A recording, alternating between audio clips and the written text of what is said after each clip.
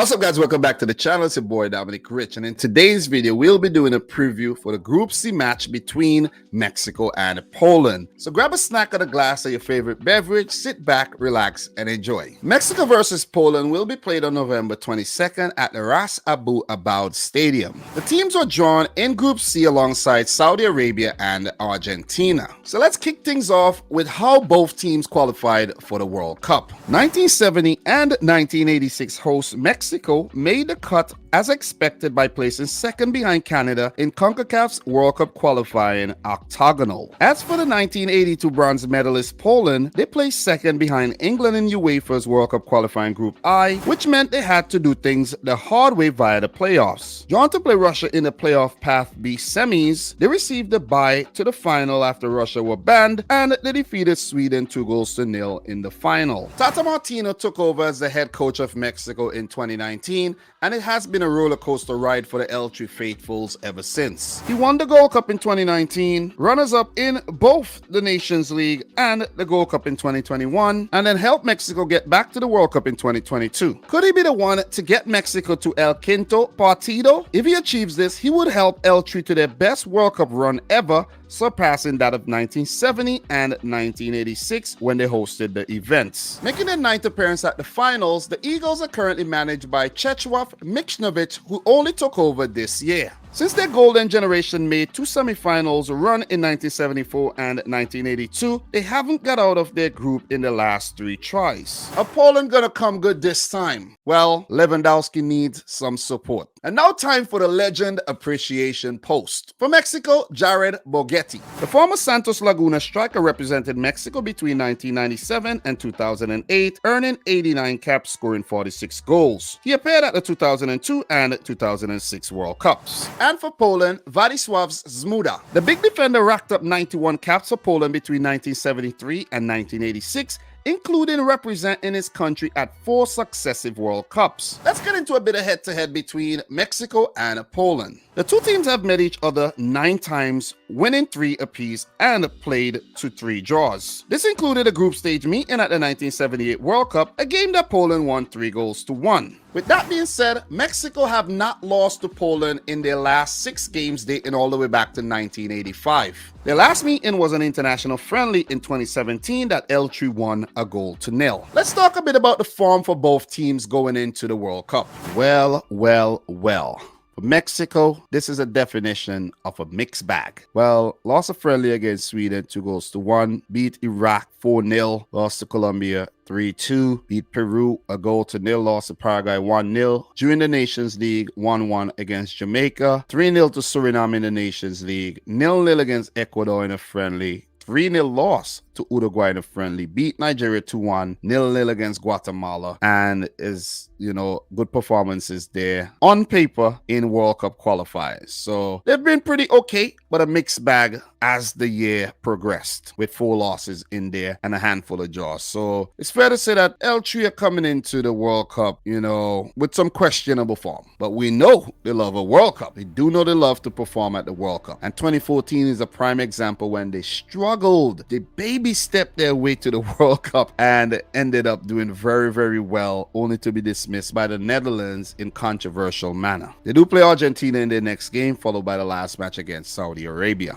All right, now for Poland. So they played a friendly against Chile on November 16th, won that 1-0, defeated Wales on their last UEFA Nations League match, 1-0. Let's take a look at what they did in the UEFA Nations League there. So let's go up to the UEFA Nations League. They placed 3rd, avoided being relegated from League A, came in behind Belgium and the Netherlands, tough group, and pipped Wales. You take a look at their group performance there, 2-1 win against Wales. They did lose heavily to Belgium 6-1, drew to the Netherlands 2-2, not bad at all. Scroll down a bit, lost 1-0 to Belgium there, scroll down, lost 2-0 to the Netherlands.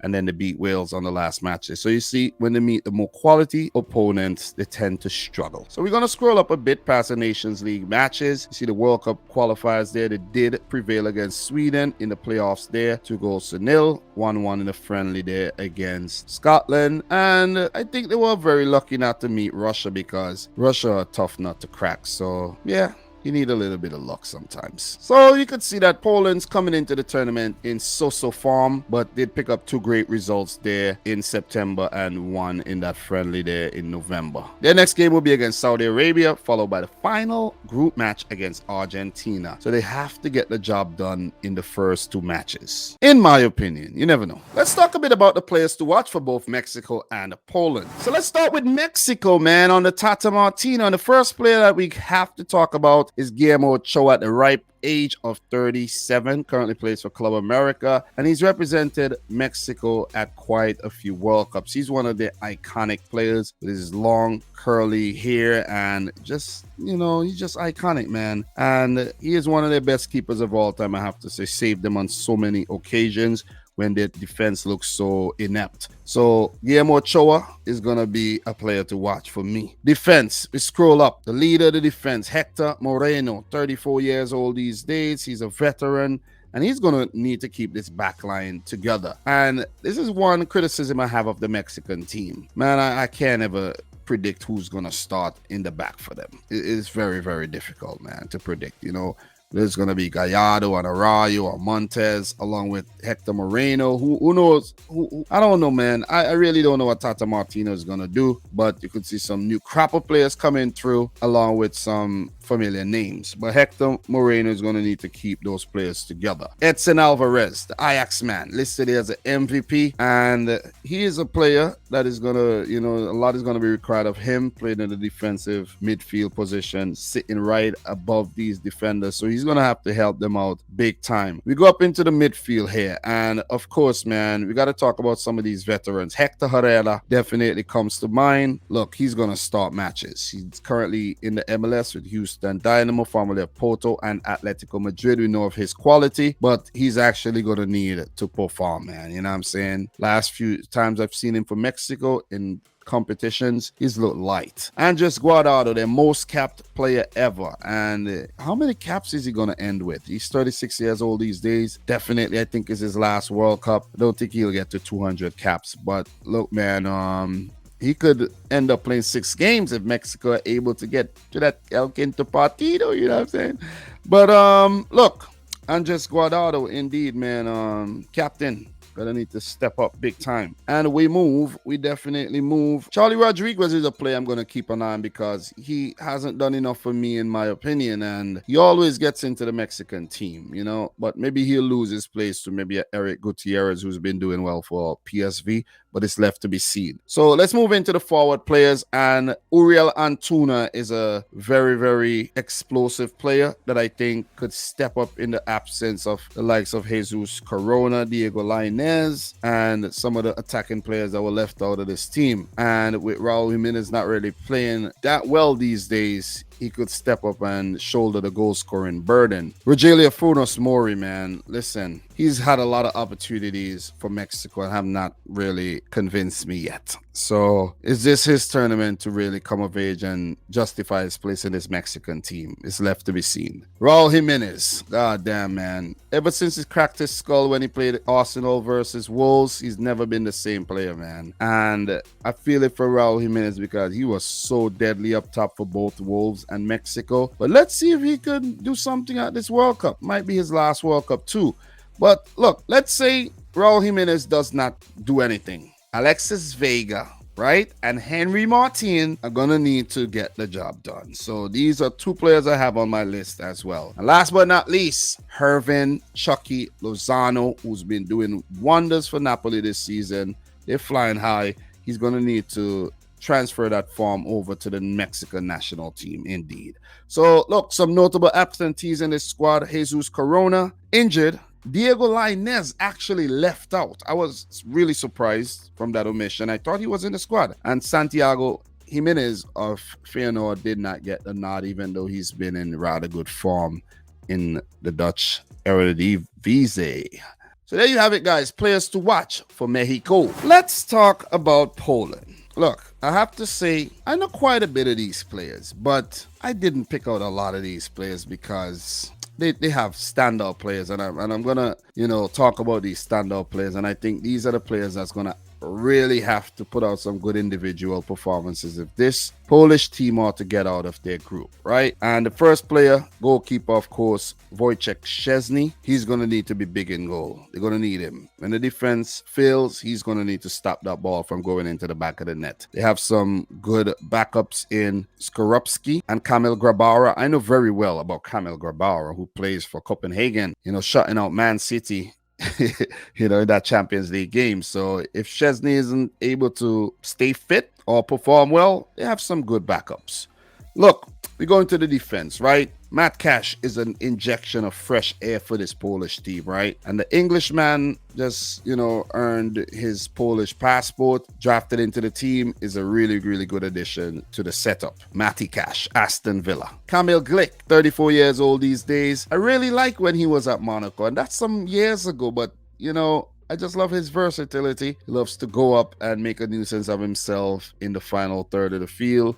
But he's going to be indeed the defensive mainstay for this Polish national team. We go into the midfield, and one particular name that I have to actually talk about is Piotr Zielinski. He's been having a great season with Napoli, and he's going to have to step up big time with his service and just his work rate if Poland are to control midfields and actually win football games this time around. I have a few other players. I like Kamil Grosicki, but I don't know if he's going to get the nod from the start at all. And a few of these players I'm not too familiar with, I got to be completely honest. But let's keep an eye out for Nikola Zaluski, currently of Roma, 20 years old. This is where Poland could do a lot of damage, okay? Arkadiusz Milik and Krzysztof Piątek, when the opportunity presents itself, would have to help out Robert Lewandowski. He can't shoulder all the goal-scoring burden. He cannot. It won't be enough, in my opinion. Even if he get 1 or 2 goals, the other players would have to step up, or we could see some thrillers.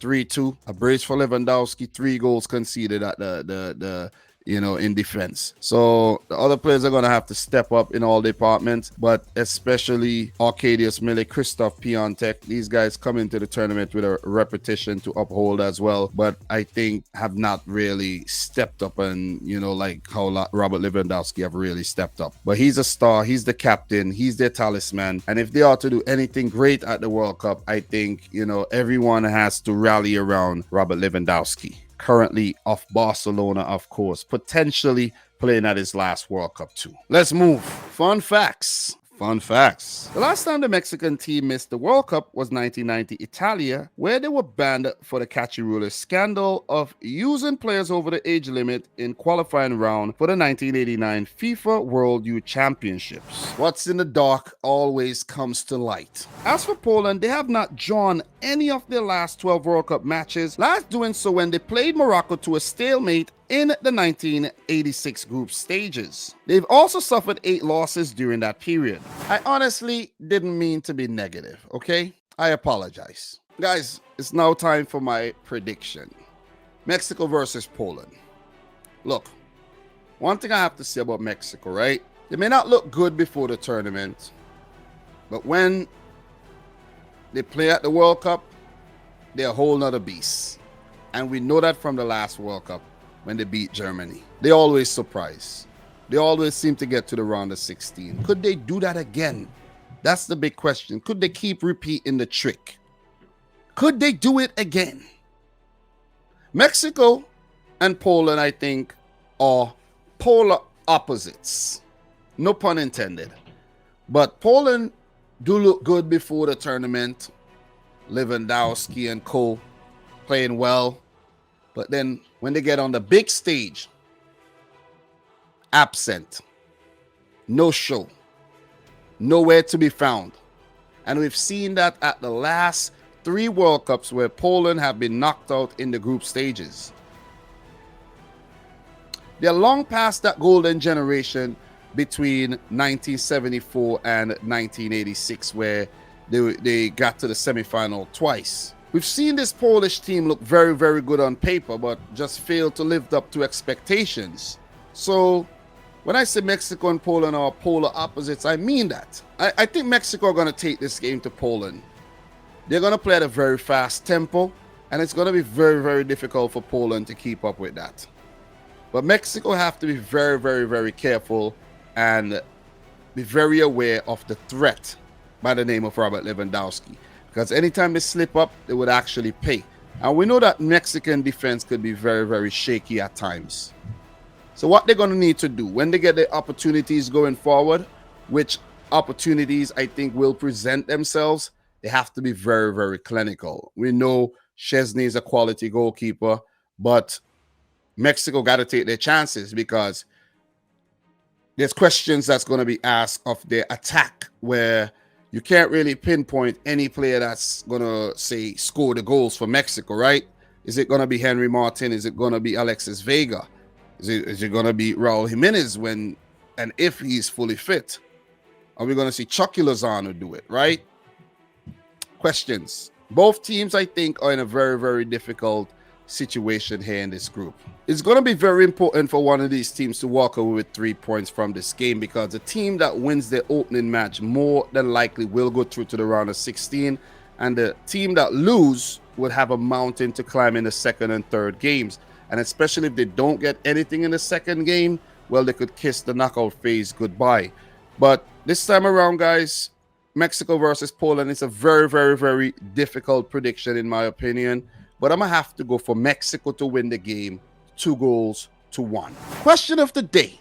Do you guys think Mexico will get past that 5th World Cup game? Well, to give you my honest answer, I don't think so. El Quinto Partido lives. So guys, there you have it, my preview for the Group C match between Mexico and Poland. If you enjoyed the video, don't forget to smash the thumbs up button, subscribe to the channel if you're new, leave your thoughts in the comment section down below, and until next time, peace out. Rich Squad. Yeah, baby. Yeah. Bring it on. But anyways, guys, we'll talk. Peace.